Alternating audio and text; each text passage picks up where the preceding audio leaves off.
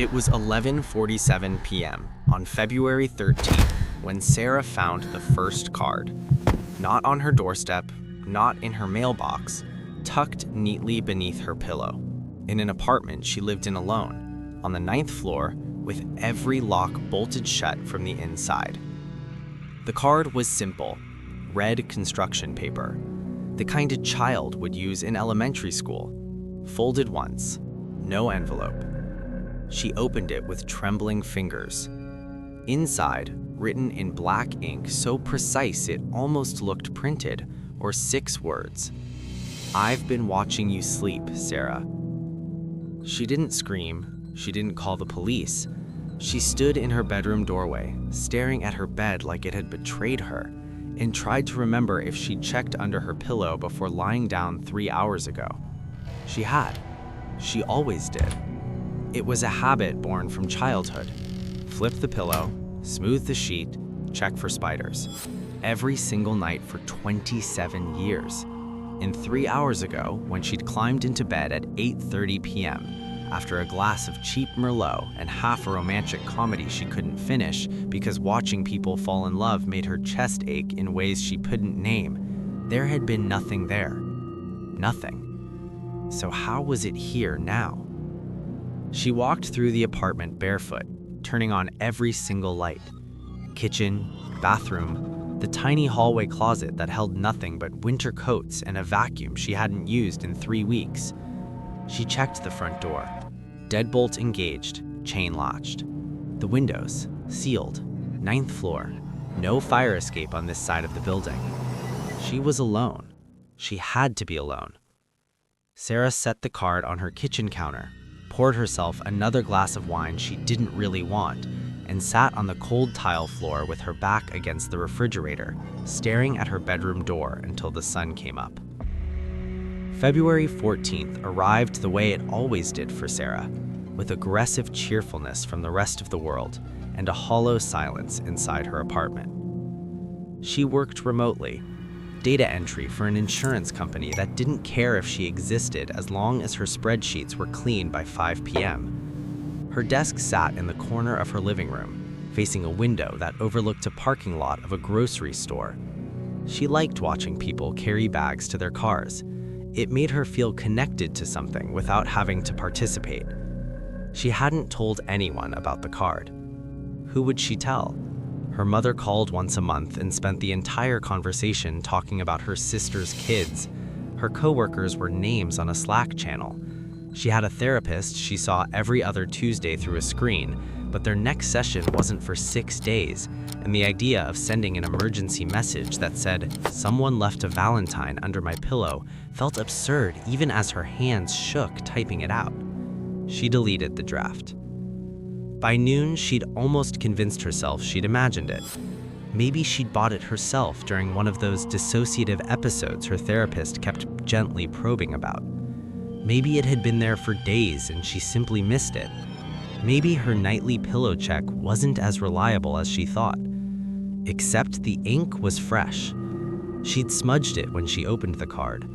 Black residue on her thumb like a fingerprint in reverse. Someone else's mark left on her skin. She threw the card in the trash at 12:15 p.m. At 12:16 p.m., she pulled it back out and put it in a Ziploc bag, just in case.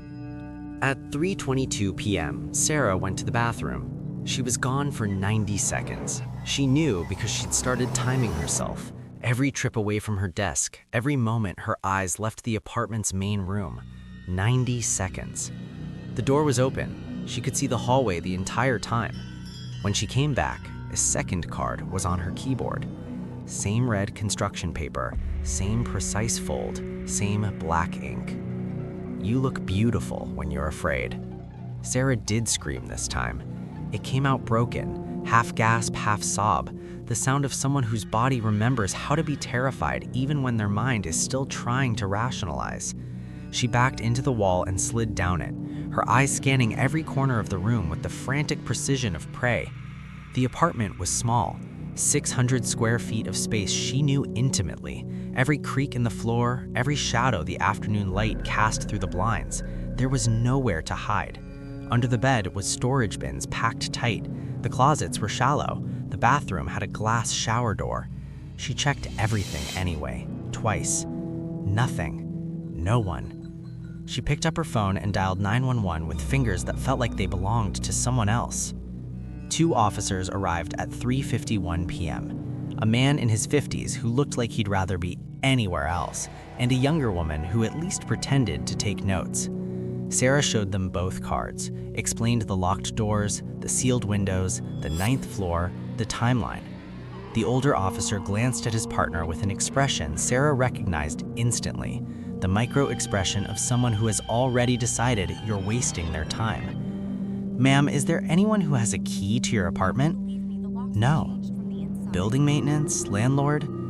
"The management office has a master key, but they have to give 24 hours notice before entering. It's in my lease." "Ex-boyfriend, family member, friend who might be playing a prank?" Sarah almost laughed. "Almost. I don't have any of those." The younger officer, Rodriguez, her badge said, looked up from her notepad. Something shifted behind her eyes. Not pity exactly, recognition.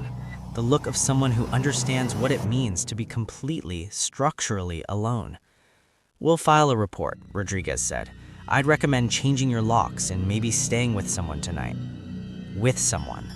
Sarah nodded and showed them out and deadbolted the door behind them and stood in her hallway breathing air that suddenly tasted stale, recycled, like the apartment itself was a closed system and she was using up the last of the oxygen.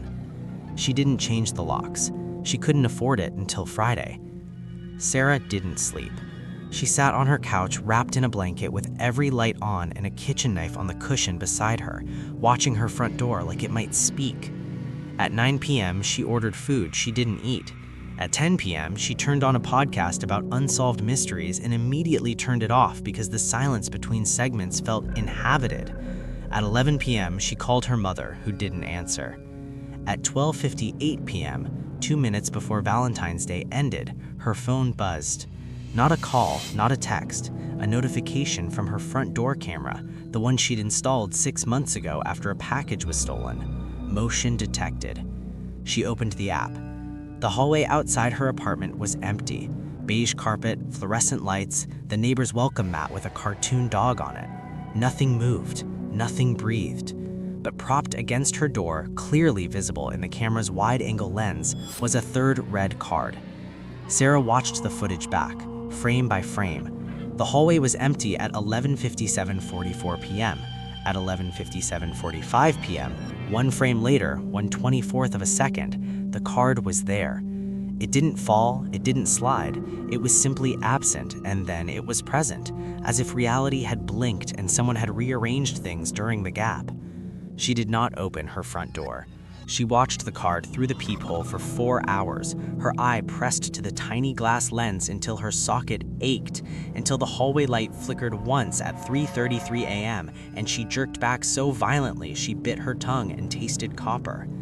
When the sun came up on February 15th, she opened the door. The card was still there. She picked it up with the Ziploc bag turned inside out, like a glove, the way people pick up after dogs, because touching it felt like touching something alive. She opened it in the kitchen under the brightest light she had. "Don't worry, you won't be alone much longer." Sarah stopped sleeping. Not reduced sleep, not fitful sleep, cessation. Her body refused to surrender consciousness because unconsciousness meant vulnerability, and vulnerability meant... She didn't finish the thought. Couldn't. She moved through her apartment like a ghost in her own life. Work emails went unanswered, her inbox filled with gentle, then firm, then threatening messages from her supervisor. She ate crackers and peanut butter standing at the counter because sitting down meant facing away from a door or a window. On February 16th, she installed a second camera inside her apartment, pointed at her bedroom door. That night, the footage showed 8 hours of empty hallway. On February 17th, she checked the camera footage and found a 3-second gap at 2:14 a.m. The timestamp jumped from 2:14:07 to 2:14:10. 3 seconds of nothing, of absence. She checked her pillow. A 4th card. You checked the cameras, smart girl, but I don't use the door.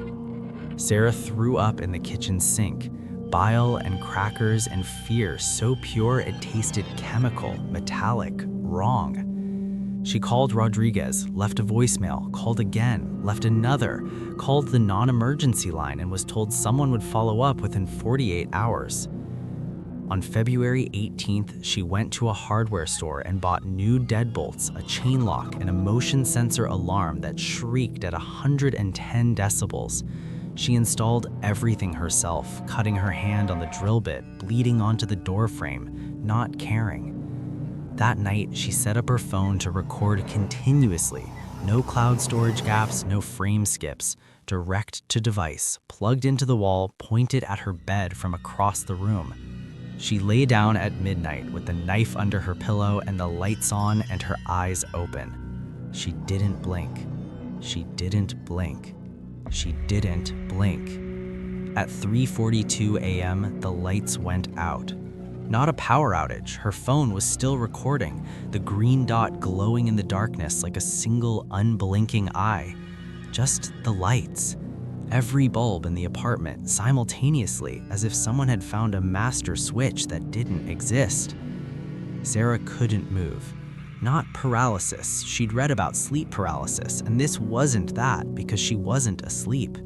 This was something older, deeper. The prey response that predates language, predates thought, the cellular knowledge that movement means detection, and detection means death. She lay in the darkness and listened. Breathing. Not hers. Hers had stopped.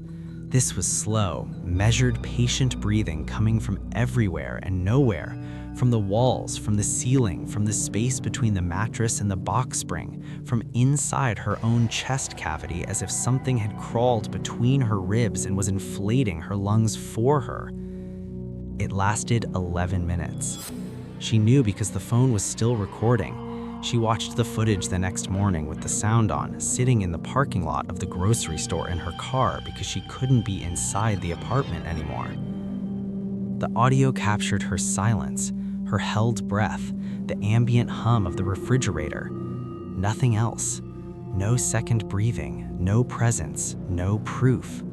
But when she zoomed in on the footage, on the dark frame that showed nothing but the vague outline of her bed and her motionless body beneath the covers, she saw something that made her close the app and sit very still for a very long time. The shape of her body under the blanket was wrong. Not by much, just slightly too wide, as if something was lying beside her, matching her position exactly, shoulder to shoulder, hip to hip, close enough to share warmth. And at the 3:49 a.m. mark, 7 minutes into the 11 minutes of darkness, the shape moved. Not Sarah's half, the other half. It turned slowly, smoothly, with the fluid grace of something that had no bones, until it was facing her. And though the footage was too dark to show detail, too grainy to confirm, Sarah was certain with every fiber of her unraveling mind that it was smiling. Sarah left the apartment on February 19th, packed a bag, drove to a motel 40 minutes outside the city, paid cash, told no one. The room was small and smelled like bleach and old cigarettes, and she loved it because it smelled like nothing she recognized, which meant nothing here knew her either. She checked under the pillow before lying down. Clean. She checked the closet, the bathroom, under the bed, behind the curtain, inside the nightstand drawer. Clean. All clean. She slept for the first time in 5 days. Deep, dreamless, annihilating sleep. 14 hours of pure unconsciousness. When she woke, it was dark again, and for a moment she felt something she'd forgotten existed. Safety. Then she turned on the bedside lamp and saw it. On the nightstand, beside the alarm clock, placed with the same precise care as all the others. A 5th red card. She opened it because what else was there to do? What else was left? Inside, in that same black ink, in handwriting so precise it looked like it had been written by a machine pretending to be human. Happy Valentine's Day, Sarah. I told you, you won't be alone anymore. She looked up from the card. The motel room was exactly as it had been. Lamp, bed, curtain, door. But the mirror on the wall opposite the bed, the cheap rectangular mirror bolted to the drywall, showed something different. Her reflection was sitting up in bed, holding the card, looking down at it. But behind her reflection, standing in the space between the bed and the wall where there was nothing, where she had checked and confirmed there was nothing, a figure. Tall, still, wrong in proportions she couldn't articulate, arms too long, shoulders too narrow, a head tilted at an angle that suggested curiosity or hunger or both. It wasn't in the room. She spun around and confirmed the space behind her was empty. It was only in the mirror. And it was reaching for her reflection's shoulder with fingers that bent in too many places. Sarah looked back at the mirror. Her reflection didn't look back. Her reflection was looking at the figure behind it. Her reflection was smiling. Sarah left the motel on February 19th. The front desk clerk said she seemed fine, calm, rested even. Her apartment was found empty 3 weeks later when the landlord came to investigate unpaid rent. Everything was in order. Bed made, dishes clean, lights on. 5 red cards were arranged neatly on the kitchen counter, each in its own Ziploc bag. The 6th card, the one that nobody could explain, the one that wasn't in any Ziploc bag because it hadn't been there during the police sweep 2 days earlier, was found under her pillow. It said, "She's with me now. She's not alone. She'll never be alone again." The apartment has had 3 tenants since Sarah. None have lasted more than a month. Each reported the same thing. A feeling, just a feeling, like someone was lying beside them in the dark, matching their breathing, sharing their warmth. And on Valentine's Day, every Valentine's Day, a red card appears somewhere in the building, under a pillow, on a keyboard, propped against a door. No one has ever seen who leaves them, but if you check the security cameras, if you go frame by frame through the footage from the 9th floor hallway, you'll find a single missing frame at exactly 3:42 a.m., 1/24th a second. Just enough time for something to move between the gaps in reality. Just enough time to leave a card. Just enough time to smile.